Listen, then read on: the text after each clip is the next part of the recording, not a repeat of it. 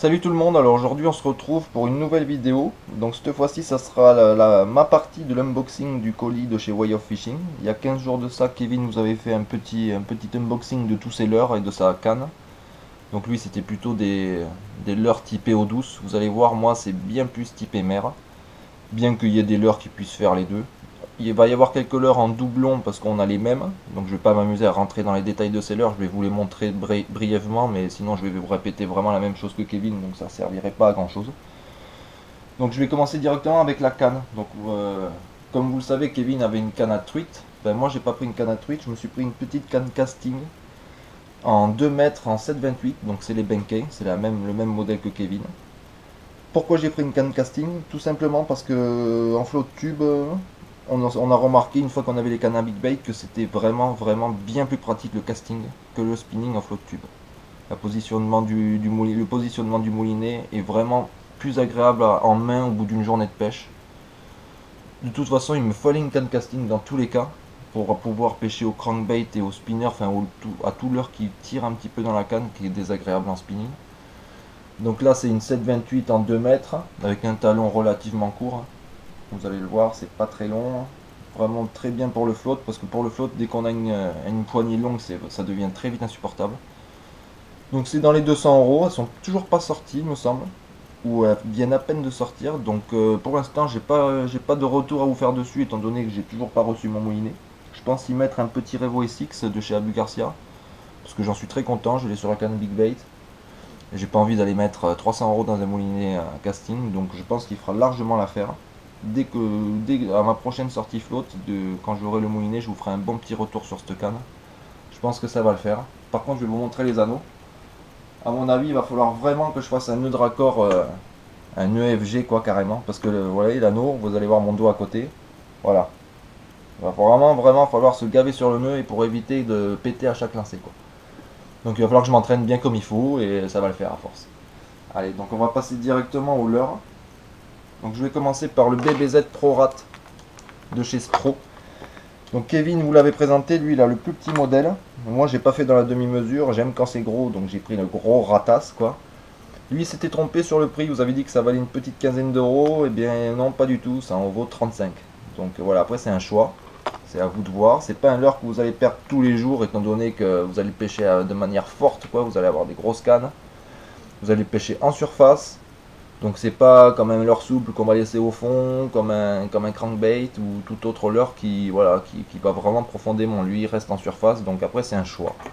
Si vous voulez mettre 35 € dans un leurre, allez-y, parce que celui-là il a vraiment la classe quoi. Il me tarde de prendre une belle photo dans la gueule d'un bec, je pense que ça va être bien marrant quoi.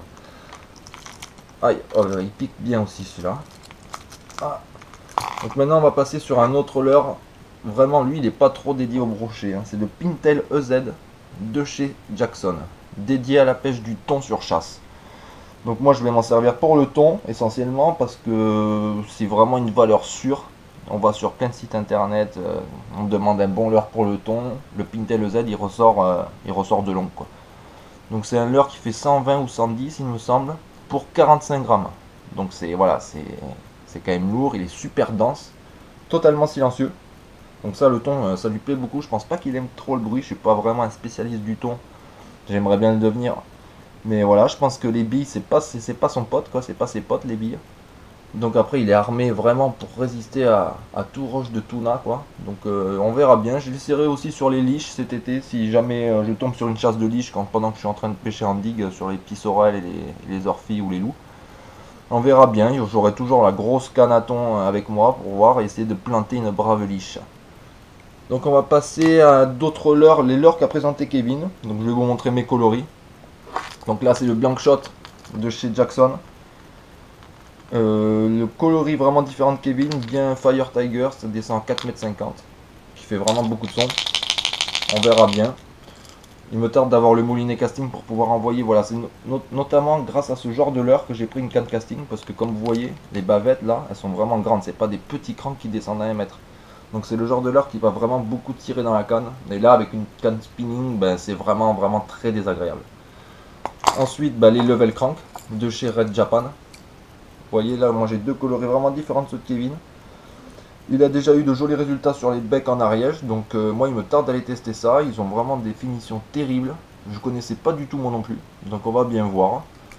Ensuite, tout comme lui, je me suis pris une brave petite bébête.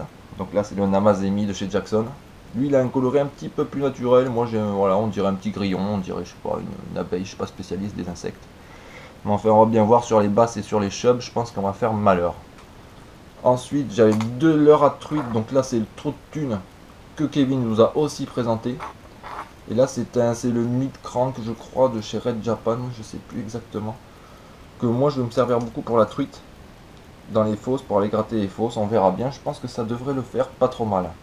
Et maintenant on va vraiment passer à des leurres que je me suis choisi, que Kevin n'a pas, et sur lesquels je mise beaucoup. Donc on va commencer de suite avec un leurre de surface. Donc vous le savez bien, moi les leurres de surface et moi c'est une très grande histoire d'amour. Alors là je vais vous présenter le Chihuahua 110 de chez Luna Bait. Donc c'est un stick bait qui fait vraiment un bruit très particulier. Moi je trouve qu'il fait un bruit très intéressant, je trouve qu'il est bien aigu. Il est plutôt, comment dire, étant donné que je suis un fou de la pêche du loup, je me suis énormément renseigné sur des leurres, sur des références en fait pour la pêche du loup. Et le Chihuahua 110 ressort vraiment très souvent. Il y a un voisin catalan qui est sponsor Way Off qui fait des jolis, mais vraiment des très jolis loups avec. C'est pas un leurre très cher, ça vaut dans les 15 euros. Avec plein de coloris super sympa. Donc là j'en ai deux, un blanc et un petit peu plus naturel là avec le dos craquelé. Vous savez, je sais pas si vous le voyez bien là, c'est super sympa. Donc ceux-là je les ai testés brièvement. J'ai eu 2-3 attaques dessus, j'ai pas pendu. Pourquoi j'ai pas pendu, je vais pas vous dire que c'est le leur, mais après l'eau était vraiment chargée en algues, donc c'était très dur de passer. Mais j'y crois dur comme fer, même sur le brochet et perche, je pense que ça va le faire, avec leur bruit bien aigu là. Je pense que ça devrait être vraiment sympa, en tout cas ils me plaisent. Le nom Chihuahua, déjà j'ai commencé à aimer ce leurre de par son nom. Le petit Chihuahua, je sais pas, je trouve ça super sympa. Alors ensuite on va passer sur la Diving Frog, je l'ai toujours pas ouvert, de chez Cara. Donc là c'est une frog qui va être vraiment dédiée à une pêche à vue. Étant donné qu'elle va avoir vraiment une nage, en fait les petites papates, là je vais vous la sortir. Ça nage vraiment un truc de fou quoi, on dirait vraiment une frog, les pattes elles se mettent en... Vous allez voir, elle a les pattes super souples si j'arrive à l'ouvrir. On le volera pas celui-là. Donc voilà, vous allez voir, regardez les papates, voilà, ça c'est magique. Vous voyez? Ça dans l'eau, ça va faire vraiment une nage comme si vous faisiez de la brasse dans la piscine quoi. Hop, ça fait comme ça dans l'eau. Donc ça va être vraiment dédié à une pêche à vue. C'est pas un leurre qui va brasser de l'eau en surface et qui va éveiller le poisson, ça va être plutôt on va repérer le poisson et on va essayer d'y jeter dessus. Donc ça vaut pas très cher, ça vaut dans les entre 10 et 15 euros il me semble. Donc c'est pas, il y a pire quoi, il y a des frogs qui sont bien plus chers. Ça pèse, je vais vous dire ça de suite, je sais pas trop de tête, ça pèse quand même 17 grammes. Ben, je vous avoue, je le sens, on dirait pas du tout dans la main. Une fois il va se charger d'eau, à mon avis ça va augmenter sa densité, donc à mon avis ça doit se jeter très bien. Donc ça c'est un leurre vraiment pour les basses, pour les brochets, même pour les perches. Je pense que ça va leur plaire, il me tarde de tester ça dans les herbiers. Franchement, quand on vous fera une petite nage de leurre, je pense que ça va être super sympa, regardez-moi ça. Oh là là, c'est magnifique, leurre manodou. Bref, maintenant on va passer au nosy flapper. Hop, petit nosy flapper de chez Ketek. Donc ça c'est des leurres que j'ai déjà validé sur le loup en étang. Je vous l'avais présenté dans une vidéo de buzzing. Donc je vais vous montrer ça. Donc ça ressemble vraiment à une frog. Enfin, vu comme ça ressemble à une frog. Une petite grenouille. Et vu comme ça, moi ça me fait penser à un crabe ou une écrevisse. Je sais pas, enfin, en tout cas ça m'a bien plu. Et ça a bien plu à mes petits loups aussi, là, en étang. Donc ça marche plutôt bien. Il me tarde de tester ça vraiment dans les... Ben, pareil, dans les herbiers. J'aime bien pêcher dans les herbiers. Pour les brochets, les basses, même les perches, je pense que ça doit monter dessus. On va voir ça à la belle saison. Donc le paquet, je crois que c'est dans les 10 euros, il me semble. Donc c'est vraiment solide comme leurre. Pareil, c'est des leurres que vous n'allez pas perdre, étant donné que ça se pêche en surface. En hameçon, ça, je préconise des hameçons en taille 5,0 texan, mais non plombé, même pas un demi-gramme, quoi. Parce qu'après, tellement il est dense, enfin moi je trouve qu'il coule. Donc on a testé 5,0, 6,0, ça passe. L'hameçon il ressort vraiment au cul du leurre. Et bien écoutez, ça marche plutôt bien. Donc on va voir ça en eau douce. En tout cas sur le loup c'est déjà validé. Allez, je le range. Et en plus ça sent un peu le calamar là, j'adore cette odeur. Hop. Et pour finir, on va passer sur des leurres que peu de pêcheurs en eau douce ont l'habitude d'utiliser, et pourtant en eau douce ça marche du feu de Dieu. Ce sont des jigs, donc là c'est les Jig Para de chez Majorcraft. Alors il y a deux tailles différentes, vous allez mal les voir là, tac. Donc il y a deux tailles différentes, il y a le 10 et le 20 grammes. Quand on pêche au jig, il faut compter 1 mètre, 1 gramme. Donc si je vais pêcher entre 5 et 10 mètres de fond, je vais mettre les petits en 10 grammes. Voilà. Donc là il y a un coloris un petit peu naturel, passe-partout, un petit peu gris-noir. Et là c'est vraiment un coloris type mer, style sardine. Donc c'est vraiment des leurres super sympas sur la perche en eau douce, ça marche vraiment mais vraiment bien. Quand vous tombez sur des bancs, vous faites descendre un jig, vous jiguez 3-4 coups là, ça pend en général vraiment très vite si elles sont en activité. L'avantage de ces petits jigs, à mon sens, c'est qu'ils sont, ils sont équipés de assist hook. Donc vous voyez le petit assist hook, c'est cet hameçon qui est en tête, avec un petit teaser. Donc déjà ça permet de pouvoir faire moins rater les poissons et cibler les attaques vraiment sur le rouge et sur les paillettes. Donc ça va marcher plutôt bien, je vais l'utiliser beaucoup en bord de mer, sur les sorels, donc chinchard pour nos amis bretons, sur les pageaux aussi, sur les sards. Donc c'est peut-être des poissons qui vous parlent pas beaucoup comme ça, mais c'est vraiment super sympa. Il me tarde de vous faire une petite vidéo en mer avec ce genre de poisson. Même sur le loup, ça marche très bien quand on va aller sur les épaves en kayak. Donc si on trouve des épaves ou des enrochements en bas, dans 20 ou 30 mètres de fond, on va mettre ça. Et la deuxième taille, elle est là, c'est les 20 grammes. Donc là, ça va être vraiment pour des profondeurs un petit peu plus importantes, entre 15, 20, voire 30 mètres en l'absence de courant, mais je pense que ça va être limite. Donc vous voyez là, j'ai un coloris vraiment typé mer sardine. Donc celui-là, il me plaît, je pense que je vais défoncer pas mal de fiches cet été avec.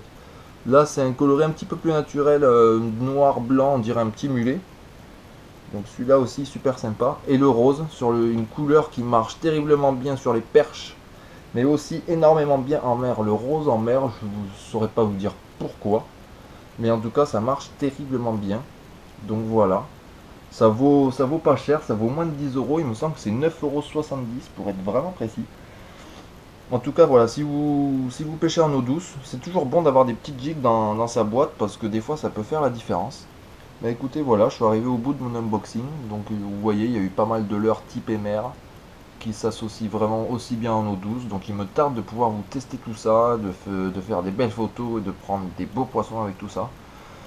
Donc voilà, sur ce, si vous avez aimé la vidéo, n'hésitez pas à mettre un petit pouce bleu. Si vous avez des questions ou des retours sur certains leurres que j'ai présentés, que j'ai pas testé, comme le Chihuahua, comme le BBZ ou comme ces petites jigs que j'ai pas eu encore l'occasion de tester, si vous avez déjà des petits retours dessus, moi je suis vraiment preneur. Des petits conseils aussi, parce que les conseils c'est toujours bon, on sait jamais tout quand on pêche.